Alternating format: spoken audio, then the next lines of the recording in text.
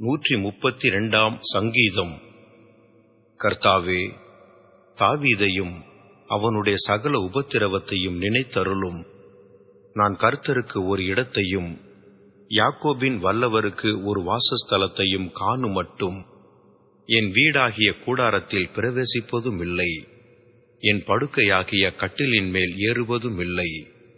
என் கண்களுக்கு நித்திரையையும் என் இமைக்கு உறக்கத்தையும் வரவிடுவதுமில்லை என்று கர்த்தருக்கு ஆணையிட்டு யாக்கோபின் வல்லவருக்கு பொருத்தனை பண்ணினான். நாம் எப்பிராத்தாவிலே அதன் செய்தியை கேட்டு வானத்தின் வெளிகளில் அதை கண்டோம். அவருடைய வாசஸ்தலங்களுக்குள் பிரவேசித்து அவர் பாதப்படியில் பணிவோம்.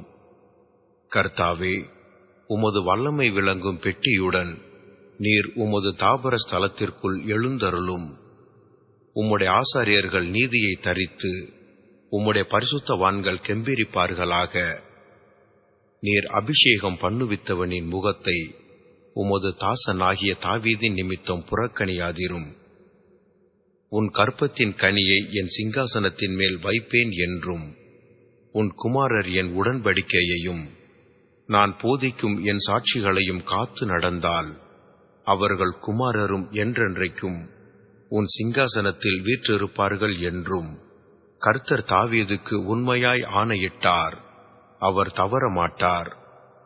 கர்த்தர் சீயோனை தெரிந்து கொண்டு அது நமக்கு வாசஸ்தலமாகும்படி விரும்பினார்.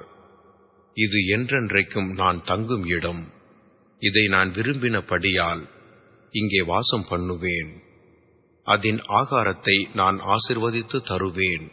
அதன் ஏழைகளை நான் அப்பத்தினால் திருப்தி ஆக்குவேன்.